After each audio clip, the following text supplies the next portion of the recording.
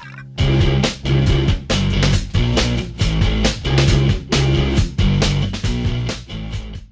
guess I'm going to hog the last question, Brett. I'm sorry. Again, I always hog it. But, you know, you mentioned, Jamie, you know, that you have been an outstanding critical, you know, there's been a lot of critical commentary coming from you in writing and whatever over the years about the USSF and the MLS. Does it ever worry you? Because we talked to Stephen Cohen, you know, last month, and we've talked to other people.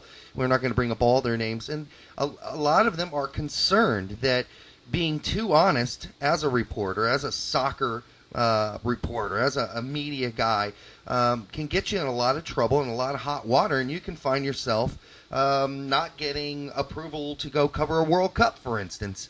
I mean, do you worry about that at all, or you just say, you know, F it, you know, I'm going to say what I got to say?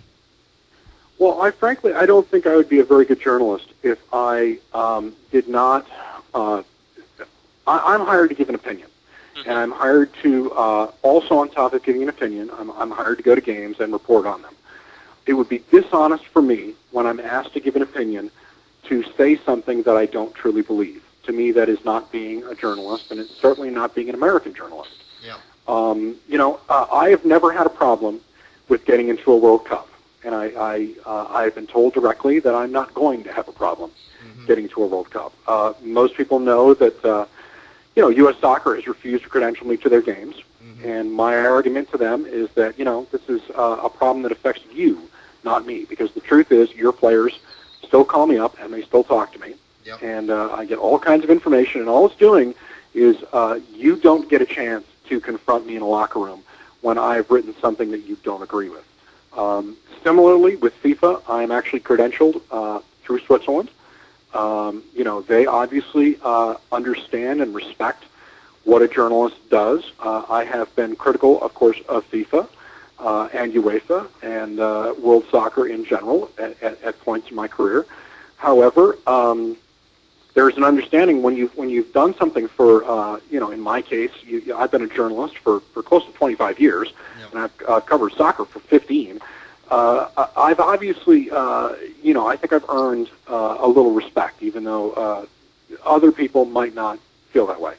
The truth of the matter is, to me, that is symptomatic of the insecurity and the inferiority complex that American soccer has. Amen. And I will give credit to Major League Soccer, who I think at the very beginning were honestly very stung by some of the criticism that people like myself leveled at them. And in recent years have discovered that, you know what, maybe, you know, we had something that was a valid point. And, you know, I wouldn't say, I've never gone out there and said, you know what, I'm always right, because I'm not. And I've never gone out there and said that, you know, everybody has to agree with what I'm saying, because that's absolutely not true. But, you know, I do think that when you care about a sport and you cover a sport and you know, you represent opinions fairly and you represent players honestly and you represent teams and coaches, you know, even if you have a very opinionated viewpoint, as I do, people should respect that. We expect sports in this country to be covered that way. Yep. And I believe that if you don't do that with the sport of soccer, and on the other hand, if you do in newspapers with the sport of basketball or American football or baseball, what you're really doing is disrespecting the sport of soccer. Yeah. And so my viewpoint has always been that you have to cover soccer as you do any other sport. Otherwise, you are treating it as kind of a stepchild. Right. And I realize that, you know, there are some people that have always felt, well, soccer is rather fragile. You can't do that. To me, that is the worst possible thing you can do, and it's Absolutely. exactly backwards of what you got to do. Right. So yeah. I guess the bottom line is, you know, I've never worried about that. I've always been very fortunate to have employers that recognize that. There have been times, absolutely, when my reporting and my judgment has been questioned. No question about that. Mm-hmm. My reporting has always been backed up by fact. I know that there are some people that don't believe that is the case. However, you know, in terms of what I've reported, history has proven me correct. I know there are some people out there that believe I incorrectly reported Jurgen Klinsmann's appointment. History has proven me correct.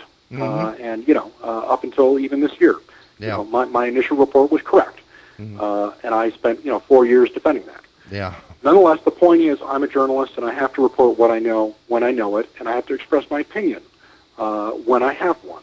And I cannot sit around saying, if somebody doesn't agree with that, I can't say it. Right. If I do that, then I'm abdicating my responsibility. Right. And whenever I hear somebody who is a colleague of mine expressing that fear, then I start to worry about us, not only as a media and not only as fans, but as a society. Yeah. I don't think that's right. Well, unfortunately, Jamie, I hear that fear a lot, and hopefully it starts to go away. And I've even had my experiences and run-ons with the USSF over the years, and hopefully, and I've never shied away, but it hasn't made me very popular.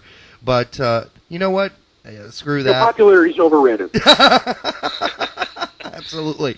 But I wanted to thank you again for coming on, and I want to make sure everybody goes to Fox Sports and clicks on the soccer section and reads your articles, because they're great. We read them, of course. I read them all the time, especially to get my weekly dose of what happened. If I couldn't watch all the games in Europe that weekend, I can always go to your articles and find out what actually really took place and get a good idea of who performed and who didn't. And I want to thank you for that. And I want to thank you for coming on again. It was the fastest 30 minutes on the earth as far as I'm concerned. But hopefully... Well, I'm always happy to be here. I'm always happy, and I hope your listeners enjoyed it. And I will say one thing, for all the... if you ever wonder about whether people don't care about opinionated journalism, or somebody says, hey, you can lose viewers by saying that, I happen to know how many readers... one of the great things about new media is how many people read your articles. Yep. Fox Soccer and my articles on foxsoccer.com get some of the highest hits in any sort of soccer journalism anywhere in America. And we know that. I do know that people do read them and do care, and people, I thank everyone for that. Yeah. I really do. Absolutely, and we've got to keep doing the right thing, as you said, and that's speaking out and speaking the truth. And Brett and I have been fortunate enough to go from 0 viewership to over 130K people because we don't bullshit. We just tell it like it is, and we bring people like you on who are willing to say it and talk about it like it is as well. So again, thank you for coming on, and please come on again. Yep. Absolutely. Thanks so much for having me on, guys. Thanks, Jamie. Take care.